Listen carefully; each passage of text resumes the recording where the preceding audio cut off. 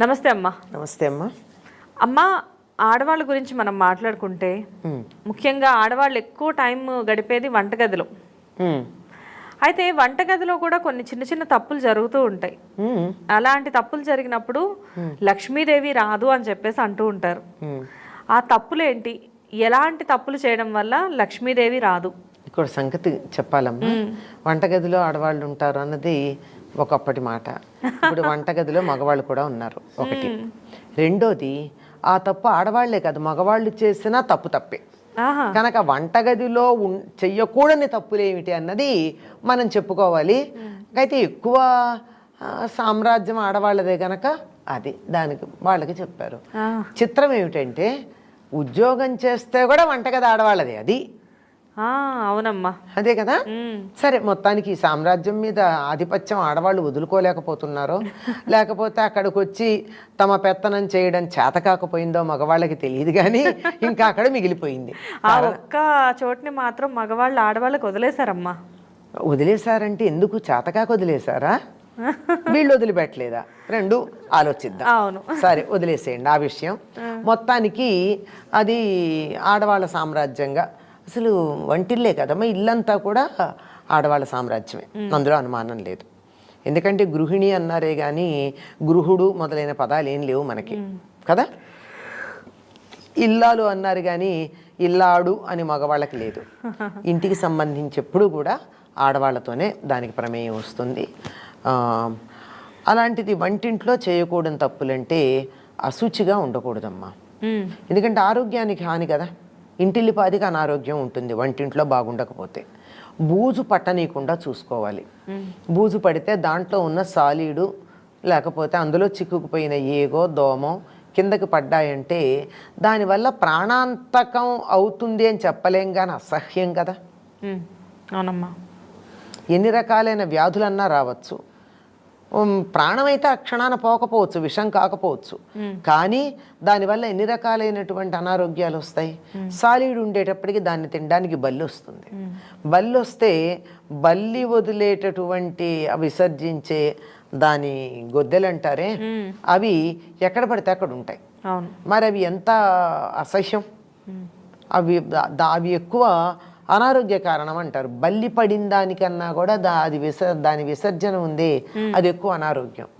కనుక బల్లులు రాకుండా ఉండాలి అన్నా ముందర సాలీళ్ళు లేకుండా ఇల్లంతా శుభ్రంగా ఉండేది చూడాలి. ఎప్పుడైతే శుభ్రంగా ఉందో ఈగలు దోమలు రాకపోతే సాలీళ్ళు ఉండవు. అవి తినడానికి సాలీళ్ళు వస్తాయి, సాలీళ్ళని తినడానికి బల్లులు వస్తాయి. ఇవన్నీ చేరిన తర్వాత అక్కడ వాతావరణం బాగుండకపోతే, వాతావరణం చెమ్మగా ఉంటే, తడితడిగా ఉంటే, చీకటిగా ఉంటే ఇది మాకు అనుకూలమైన ప్రదేశం అని చెప్పి చేరే ఉన్నాయి బొద్దింకలు. వంటగది శుభ్రంగా ఉండకపోవడం వల్ల ఇన్ని జీవులకు ఆశ్రయం అవుతుంది అది. అయ్యో మరి అంతే కదా. ఆహారం మీద మూతలు పెట్టకపోవడం. ఆహారం మీద ఎప్పుడైతే మూతలు పెట్టరో అప్పుడు అన్ని రకాలైనటువంటి వ్యాధులు వచ్చి ఉంటాయి. తప్పనిసరిగా ప్రతి దాని మీద మూత ఉంచాలి.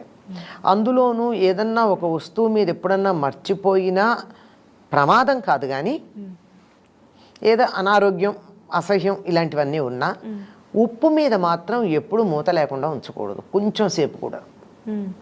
ఉప్పుకి పూర్వం ఏం చెప్పేవాళ్ళంటే ఉప్పు తొట్టెల్లో వాడేవారు కదా, ఉప్పు తొట్టె మీద మూత లేకపోతే దాంట్లో పాములు వచ్చి విషం కక్కుతాయి అని చెప్పేవాళ్ళు. పాము ఇక్కడికి వచ్చి విషం ఎందుకు కక్కుతుందో నాకు ఇప్పుడు అర్థమయ్యేది కదా చిన్నతనంలో. వెతుక్కుంటూ వచ్చి ఉప్పు తొట్టె ఉప్పు జాడీల మీద ఎందుకు విషం కక్కుతుంది అని. Negative energy. ఉప్పు నెగిటివ్ ఎనర్జీని వెంటనే ఆకర్షిస్తుంది. మనం దిష్టి తీసేది కూడా ఉప్పుతోనే కదమ్మా. నెగిటివ్ ఎనర్జీని ఆకర్షించగానే తీసుకెళ్ళి అవతల పారేస్తున్నాం, దిష్టి తీస్తున్నాం. ఇంకా కొంతమంది ఇళ్లల్లో అక్కడక్కడ రాళ్ల ఉప్పు పెడుతూ ఉన్నారు. నెగిటివ్ ఎనర్జీని ఇలా ఓపెన్గా ఉంటే ఆకర్షించగలిగినటువంటి లక్షణం ఉంది కదా. అట్లాంటప్పుడు ఉప్పు మీద మూత లేకుండా ఉంటే మన ఇంటికి ఎవరైనా వచ్చినా, పరిసరాల్లో ఉన్న వాతావరణంలో ఉన్న ఎక్కడ ఏ నెగిటివ్ ఎనర్జీ ఉన్నా అది గ్యాదర్ చేస్తుంది. అది మనం ఆహారంలో వేసుకుంటే ఏమవుతుంది, మనలోకి వెళ్ళిపోతుంది కదా. అంచేత ఎప్పుడు కూడా ఉప్పు మీద మూత తీసి ఉంచకూడదు. అలాగే కట్ చేసినటువంటి ఉల్లిపాయలు, ఈ మధ్య చాలామంది ఇళ్లల్లో ఉల్లిపాయ లేకపోతే వంట ఎట్లా చేస్తారని అడిగేవాళ్ళు చాలామంది ఉన్నారు. చాలా ఆశ్చర్యం.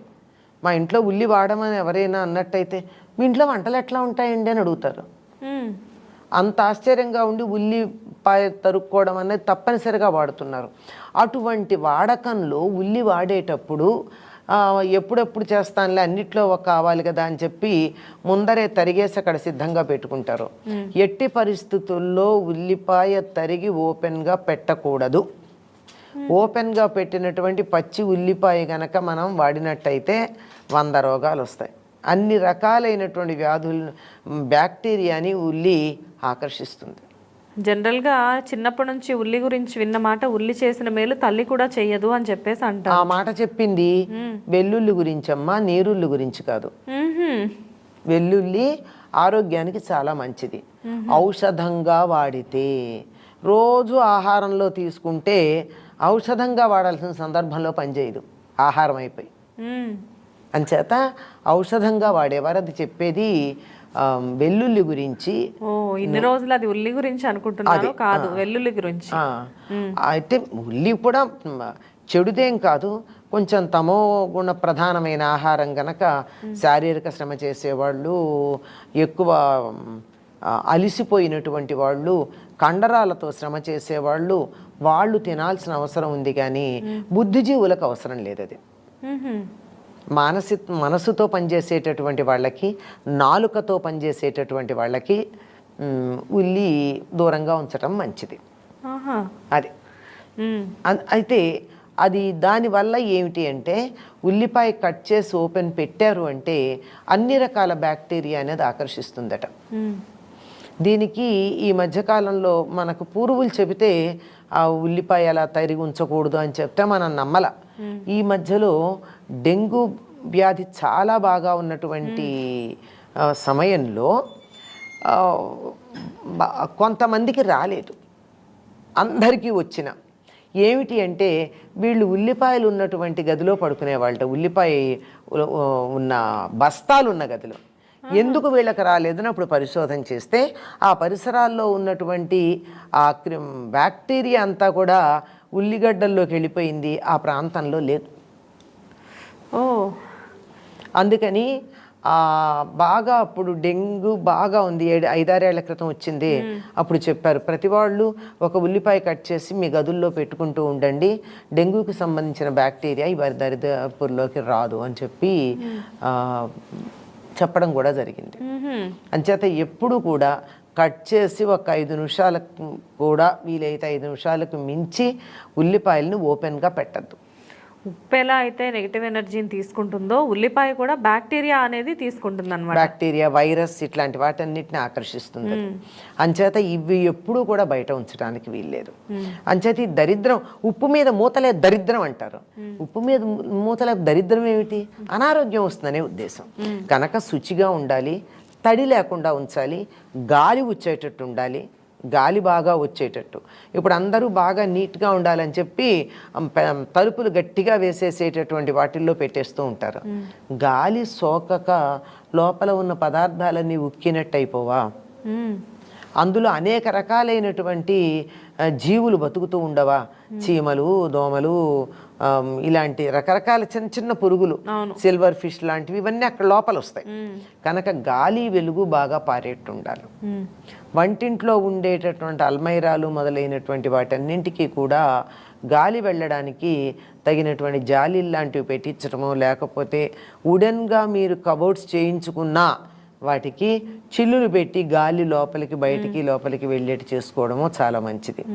అంతేకాదమ్మా, ఎప్పుడు కూడా కిచెన్లో ఒక్కటైనా కిటికీ తలుపు తెరిచి ఉండాలి. వెంటిలేటర్ ఉంటే మంచిది. బై మిస్టేక్ గ్యాస్ ఏదన్నా లీక్ అయినా వెంటనే ప్రమాదం కాకుండా ఉంటుంది. పొరపాటున గ్యాస్ లీక్ అయింది, తలుపులన్నీ వేసున్నాయి, స్విచ్ వేసాం మనం, చాలు కదా భగ్గుమండానికి. అవునమ్మా, ఆ కిటికీ ఉన్నట్లయితే ఆ గ్యాస్ అనేది బయటికి పోవడం వల్ల చాలా వరకు సేవ్ అవుతాం, చాలా వరకు అవుతుంది. అందువల్ల తలుపులు ఒక్క కిటికీ తలుపన్నా, అసలు వెంటిలేటర్ ఫుల్ ఉంటే మరీ మంచిది, ఒక్క కిటికీ తలుపన్నా కిచెన్లో తెరిచి ఉండడం అన్నది ప్రధానంగా అందరూ గుర్తుంచుకోవాల్సినటువంటి విషయం. చాలా బాగుంది. నమస్తే అమ్మా. నమస్తే.